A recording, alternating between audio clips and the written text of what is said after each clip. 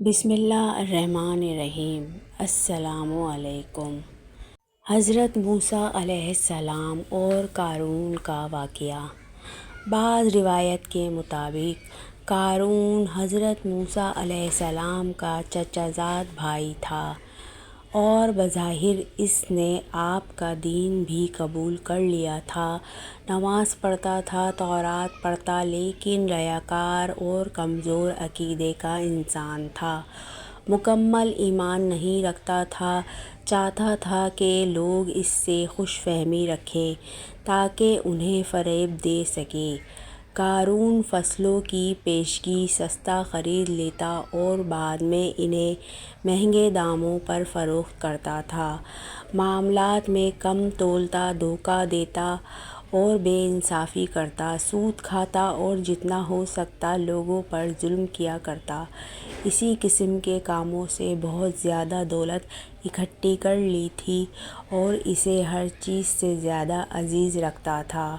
قارون خدا پرست نہ تھا بلکہ دولت پرست تھا، اپنی دولت عیش و عشرت میں خرچ کرتا تھا، بہت عمدہ محل بنایا اور ان کے در و دیوار کو سونے اور مختلف قسم کے جواہرات سے مزین کیا تھا۔ حتیٰ کہ اپنے گھوڑوں اور اونٹوں کو سونے اور جواہرات سے مزین کیا۔ قارون کے پاس سینکڑوں غلام اور کنیزیں تھیں اور ان کے ساتھ برا سلوک کرتا اور انہیں مجبور کرتا کہ اس کے سامنے زمین پر گر پڑیں اور اس کے پاؤں کو بوسہ دیں۔ بعض عقلمند مومن اسے نصیحت کرتے اور کہتے کہ اے قارون، یہ تمام باغ اور ثروت کس لیے، یہ سب دولت اور مال کس لیے ذخیرہ کر رکھا ہے، کیوں لوگوں پر اتنا ظلم ڈھاتے ہو، خدا کو کیا جواب دو گے، لوگوں کا حق کیوں پامال کرتا ہے، غریبوں اور ناداروں کی کیوں مدد نہیں کرتا، نیک کاموں میں کیوں قدم نہیں بڑھاتا۔ قارون غرور و تکبر میں جواب دیتا کہ کسی کو ان باتوں کا حق نہیں پہنچتا، میں اپنی دولت خرچ کرتا ہوں۔ مومن اسے وعظ کرتے اور کہتے کہ اتنی بڑی دولت حلال سے اکٹھی نہیں ہوتی، اگر تو نے ناانصافی نہ کی ہوتی اور سود نہ کھایا ہوتا تو اتنا بڑا سرمایہ نہ رکھتا، بلکہ تو بھی دوسروں کی طرح ہوتا اور ان سے کوئی خاص فرق نہ رکھتا۔ قارون جواب میں کہتا، نہیں، میں دوسروں کی طرح نہیں، میں چالاک اور محنتی ہوں، میں نے کام کیا ہے اور دولت مند ہوا ہوں، دوسرے بھی جائیں کام کریں، زحمت اٹھائیں تاکہ وہ بھی دولت مند ہو جائیں، میں کس لیے غریبوں کی مدد کروں۔ لیکن مومن اس کی رہنمائی کے لیے پھر بھی کہتے کہ تم لوگوں کے حقوق ادا نہیں کرتے، جبھی اتنے دولت مند ہوئے ہو، اگر تم مزدوروں کا حق ادا کرتے تو اتنے ثروت مند نہ ہوتے اور وہ اتنے فقیر اور خالی ہاتھ نہ ہوتے۔ اب بھی اگر چاہتے ہو کہ سعادت مند اور عاقبت بخیر ہو جاؤ تو اپنی دولت کو مخلوق خدا کی آسائش اور ترقی میں خرچ کرو۔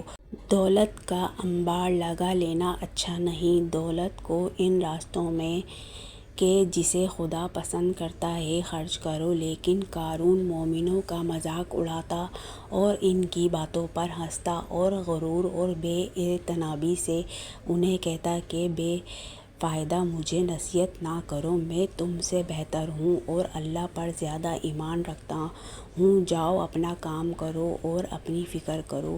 ایک دن قارون بہت عمدہ لباس پہنا اور بہت عمدہ گھوڑے پر سوار ہوا اور اپنے محل سے باہر نکلا، بہت زیادہ نوکر چاکر بھی اس کے ساتھ باہر آئے، لوگ قارون کے عظمت و شان و شوکت کو دیکھنے کے لیے راستے میں کھڑے تھے اور اس قدر سونے اور جواہرات کے دیکھنے پر حسرت کر رہے تھے۔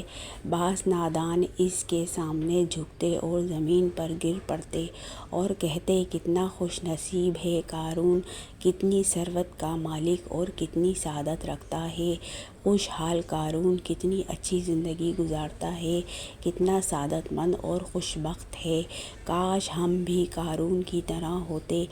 لیکن سمجھدار مومنین کا دل ان لوگوں کی حالت پر جلتا۔ وہ انہیں سمجھاتے اور کہتے کہ سعادت اور خوش بختی زیادہ دولت میں نہیں ہوا کرتی۔ کیوں اس کے سامنے زمین پر گر پڑتے ہو؟ ایک ظالم انسان کا اتنا احترام کیوں کرتے ہو؟ وہ احترام کے لائق نہیں۔ اس نے یہ ساری دولت گرہ فروشی اور بے انصافی سے حاصل کی ہے۔ وہ سعادت مند نہیں، سعادت مند وہ انسان ہے جو خدا پر واقعی ایمان رکھتا ہو اور اللہ کی مخلوق کی مدد کرتا ہو اور وہ لوگوں کے حقوق سے تجاوز نہ کرتا ہو۔ ایک دن اللہ تعالیٰ کی طرف سے حضرت موسیٰ علیہ السلام کو حکم ہوا کہ دولت مندوں سے کہو کہ وہ زکوٰۃ دیں۔ حضرت موسیٰ علیہ السلام نے اللہ تعالیٰ کا حکم دولت مندوں کو سنایا اور قارون کو بھی اطلاع دی کہ دوسروں کی طرح اپنے مال کی زکوٰۃ دے۔ اس سے قارون بہت ناراض ہوا اور سخت لہجے میں حضرت موسیٰ علیہ السلام سے کہا، زکوٰۃ کیا ہے؟ کس دلیل سے اپنی دولت دوسروں کو دوں؟ وہ بھی جائیں اور کام کریں اور محنت کریں تاکہ دولت کما لیں۔ حضرت موسیٰ علیہ السلام نے فرمایا، زکوٰۃ یعنی اتنی بڑی دولت کا ایک حصہ غریبوں اور ناداروں کو دے تاکہ وہ بھی زندگی گزار سکیں۔ چونکہ تم شہر میں رہتے ہو اور معاشرے کے فرد ہو اور ان کی مدد سے اتنی کثیر دولت اکٹھی کی ہے، اگر وہ تیری مدد نہ کرتے تو ہرگز اتنی دولت نہیں کما سکتا تھا۔ مثلاً اگر تو بیابان کے وسط میں تنہا زندگی بسر کرتا تو ہرگز اتنا بڑا محل نہ بنا سکتا اور باغ آباد نہ کر سکتا۔ یہ دولت جو تو نے حاصل کی ہے، ان لوگوں کی مدد سے حاصل کی ہے، پس تیری دولت کا کچھ حصہ بھی انہیں نہیں دے رہا بلکہ ان کے اپنے حق اور مال کو زکوٰۃ کے نام سے انہیں واپس کر رہا ہے۔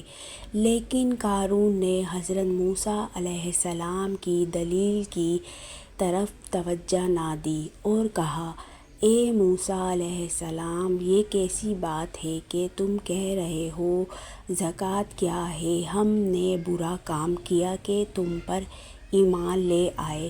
کیا ہم نے گناہ کیا ہے کہ نماز پڑھتے ہیں اور اب آپ کو خراج بھی دیں؟ حضرت موسیٰ علیہ السلام نے قارون کی طنز بازی کو برداشت کیا اور نرمی سے اسے کہا کہ اے قارون، زکوٰۃ کوئی میں اپنے لیے تو نہیں لے رہا ہوں بلکہ اجتماعی خدمات اور غریبوں کی مدد کے لیے چاہتا ہوں۔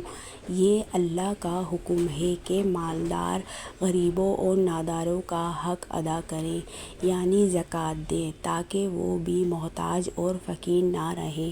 اگر تو واقعی خدا پر ایمان رکھتا اور مجھے خدا کا پیغمبر مانتا ہے تو پھر اللہ کے حکم کے سامنے سر تسلیم خم کر دے۔ اگر نماز پڑھتا ہے تو زکوٰۃ بھی دے، کیونکہ نماز بغیر زکوٰۃ کے فائدہ مند نہیں ہے۔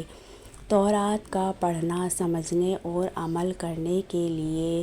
لیکن قارون نے حضرت موسیٰ علیہ السلام اور مومنین کی نصیحت کی کوئی پرواہ نہ کی بلکہ ان کے علاوہ مومنین کو اذیت بھی پہنچانے لگا اور حضرت موسیٰ علیہ السلام کے ساتھ دشمنی کرنے لگا، یہاں تک کہ تہمت لگانے سے بھی دریغ نہیں کرتا تھا۔ حضرت موسیٰ علیہ السلام قارون کی گستاخی اور سخت دلی سے بہت ناراض ہوئے اور آپ کا دل ٹوٹا اور خداوند عالم سے درخواست کی کہ اس حریص اور ظالم انسان کو اس کے اعمال کی سزا دے۔ اللہ کے حکم سے زمین لرزی اور ایک شدید زلزلہ آیا اور ایک لحظہ میں قارون کا محل ویران اور زمین بوس ہو گیا اور قارون کو قصر سمیت زمین نگل گئی اور اس حریص کے ظلم کا خاتمہ کر دیا۔ قارون خالی ہاتھ آخرت کی طرف روانہ ہوا تاکہ وہ اپنے برے کاموں کی سزا کو دیکھے اور اسے عذاب دیا جائے کہ آخرت کا عذاب سخت اور دائمی ہے۔ اس وقت وہ لوگ جو قارون کو سعادت مند سمجھتے تھے اور اس کی دولت کی آرزو کرتے تھے، اپنی غلطی کی طرف متوجہ ہوئے اور توبہ کی اور کہا کتنی بری عاقبت اور برا انجام ہے۔ یہ قارون نے اپنے مال کو اپنے ہاتھ سے نہ دیا اور خالی ہاتھ اور گناہ گار آخرت کی طرف روانہ ہوا تاکہ اپنے کیے کا عذاب چکھے۔ اب ہم نے سمجھا کہ تنہا مال اور دولت کسی کو خوش بخت نہیں ہوتی، بلکہ خوش بختی خدا پر ایمان اور اللہ کے احکام پر عمل کرنے میں ہے۔ سبحان اللہ۔ Subscribe to my channel please.